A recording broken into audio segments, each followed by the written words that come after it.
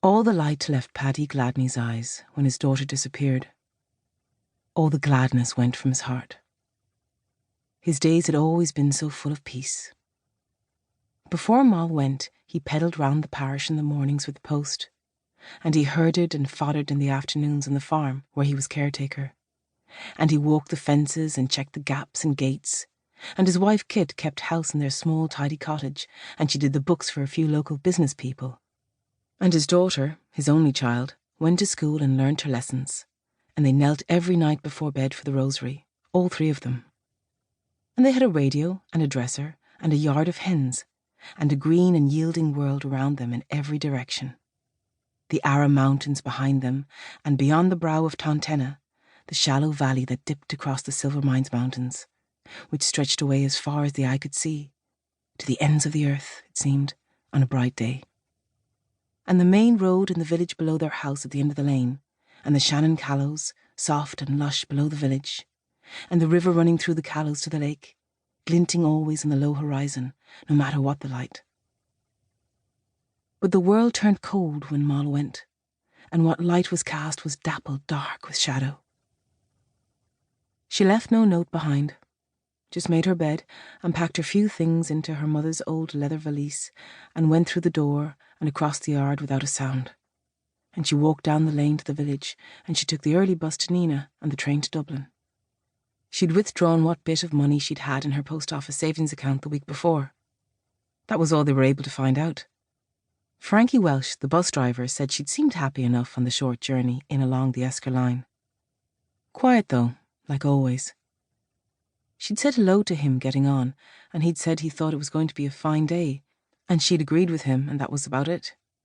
It was only herself got on the bus in the village, Frankie said, and he'd been surprised to have to stop. He'd nearly driven past her, she was so small.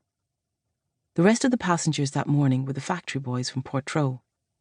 She'd sat at the front just behind his shoulder, well away from the factory boys, but he couldn't see her in his mirror, and he didn't like to be turning around in his seat, he said, and he didn't like to be asking anyone their business. He'd wondered about the valise all right, and the early hour of her journey, but that was the kind of wondering that a busman kept to himself, the unasked questions that filled his days. It went around the village quickly. No one really knew what to do or say. Still, Kit and Paddy were kept busy with the visitors those first few days. People climbed the lane up from the main road in twos and threes and walked the fields down from Jamestown and Bunnacree to sympathise and speculate and reassure. Kindnesses were carried from distant hills and up from the lake shore and laid at their door. Novenas were pledged, and envelopes containing handwritten petitions to Christ and to various saints, with clear instructions on timing and frequency of incantation, were left on the countertop, propped against bottles or crockery the way they'd be seen. Never known to fail was printed large on the outside of one of the envelopes, and Kit folded that one away into her apron, and she patted it now and then to be sure it was still there. Things were gone funny lately, people said over and over. The world was changing fast. Everything was gone to pot. All that new talk and people's hearts and heads being turned, and the way they dressed now, and the terrible music. And wars going on everywhere. Vietnam and the Middle East, and only up the road in the God-forsaken North. Young people were being given terrible notions, and the world was a fearful place. People living together and having children before they were married at all, and married people roaring for divorces and birth control, whatever the hell that was, and every kind of carry-on you could think of, and plenty more you couldn't. But Moll had sense. She'd turn up, as sure as God. She'd land back any day.